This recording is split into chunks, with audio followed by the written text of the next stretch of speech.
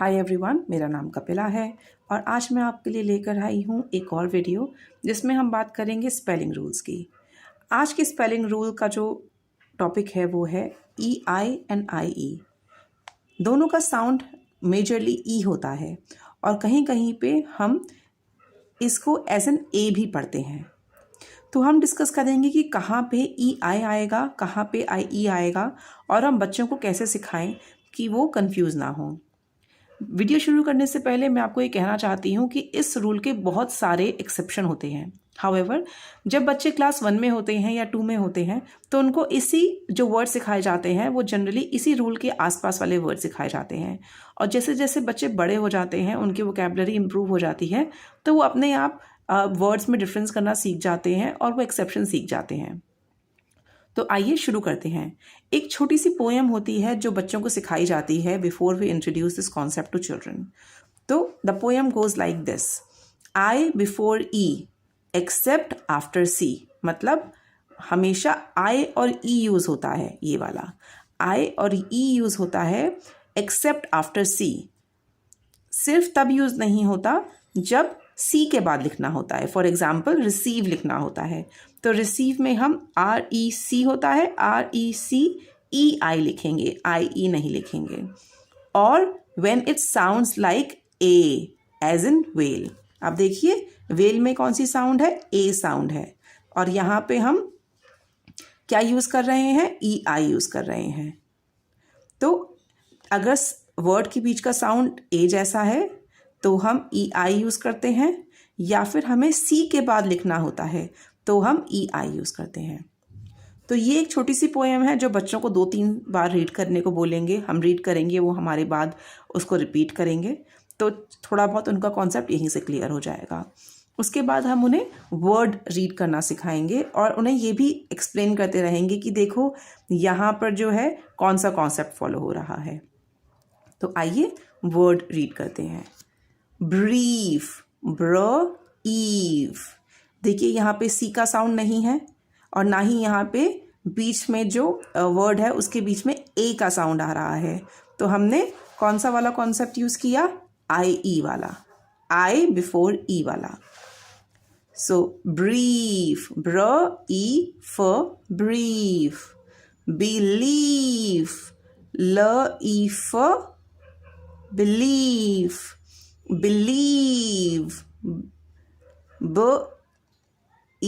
believe, believe।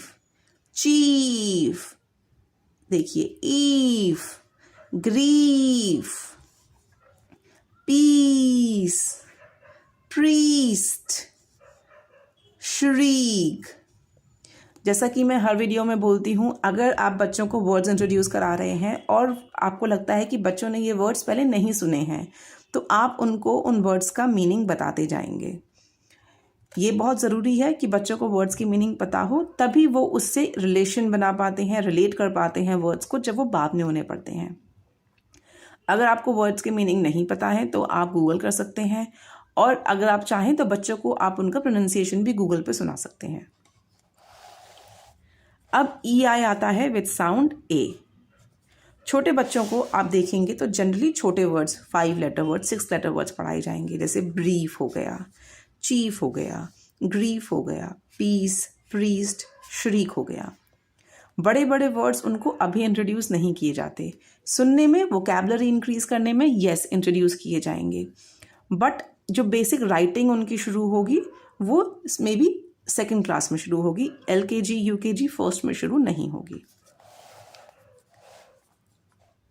So now A sound with EI। Vein, WAN, vein. Veil, weigh, rein. इस वाले rein का मतलब होता है to control something, like you should put a rein on your expenditure. अपनी खर्चे पर कंट्रोल करो। Beige, beige is a colour. Neigh, ये वाला जो ने होता है इसका मतलब होता है जो घोड़ा साउंड करता है उसको ने बोलते हैं, द हॉर्स नेज। रेन, और ये वाले रेन का मतलब होता है like the rain of a king, उसका जो रूल होता है उसको रेन बोलते हैं। Now the last one, EI, ये है जहाँ पे C से पहले, C के बाद हमें EI लिखना है. For example receive, receive, how do you pronounce it? Receive. Ceiling, ceiling मतलब छत. डिसीट, डिसीट मतलब कनिंग और डिसीटफुल जैसे बोलते हैं, उसे बोलते हैं डिसीट. मक्कारी. कंसीट, कंसीट, देखिए सब सी के बाद आ रहे हैं. कंसीट का भी सिमिलर मीनिंग होता है, जैसे कुछ छुपा के रखना, कुछ कंसील करना, उससे कंसील से कंसीट आया है. सो रिसीव, सीलिंग, डिसीट, कंसीट, ये थोड़े बड़े वर्ड्स हैं. ये 5 से 7 साल के बच्चों को जनरली राइटिंग में इंट्रोड्यूस नहीं किए जाते हैं और उनसे एक्सेप्ट भी नहीं किया जाता है कि उन्हें लिखना आए, बट वोकैबुलरी में ये वर्ड्स इंट्रोड्यूस हो जाते हैं. तो इट्स इम्पॉर्टेंट कि उनको, बच्चों को इन वर्ड्स का मतलब पता हो. तो जब भी आप ये कॉन्सेप्ट इंट्रोड्यूस कराएंगे तो आप ये वाले वर्ड्स ज़रूर इंट्रोड्यूस कराएं, जिससे बच्चों की वोकैबुलरी इंप्रूव हो, और जब वो एक्चुअली में इन वर्ड्स को लिखना या पढ़ना शुरू करेंगे तो उनको प्रॉब्लम नहीं आएगी. अब ये हमने कवर किया with the rule of EI and IE. अब हम बात करेंगे एक्सेप्शन की. जैसा कि मैंने आपसे शुरुआत में कहा था कि ये रूल हमेशा यूज़ नहीं होता है, and English is a very different language. वो और हमेशा राइट साउंड पैटर्न फॉलो नहीं करती है, and that is the reason we have sight words, we have different rules in English.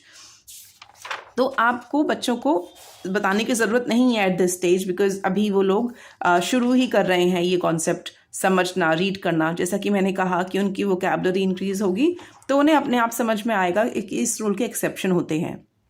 But as a parent you should know कि इस rule के exception होते हैं. अगर बच्चे कहीं कंफ्यूज होते हैं या वर्ड्स लिखने की कोशिश करते हैं ये वाले, तो आप उन्हें बता सकते हैं कि हाँ, this is an exception to this rule. I am just giving some examples here. Either, neither, देखिए इसमें EI आ रहा है पर C से पहले नहीं आ रहा, it's just there. Neither. Weird, इसका पूरा प्रोनाउंसिएशन ही बदल गया, इट्स वियर्ड, नॉट, इसमें I ऑलमोस्ट साइलेंट ही है, वियर्ड. Protein, height, seize. तो इस तरीके के जो वर्ड्स हैं ये एक्सेप्शन है. इसमें रूल ऑफ IE या रूल ऑफ EI यूज़ नहीं होता है. तो अगर आप बच्चों को ये रूल समझाते हैं तो you should know that they are exception to this rule. लेकिन छोटे बच्चों को इसी तरीके से स्पेलिंग रूल सिखाए जाते हैं और यही फॉलो करके उनकी स्पेलिंग्स अच्छी होती हैं. डिक्टेशन और रीडिंग के टाइम पे वो ईजिली रीड कर पाते हैं.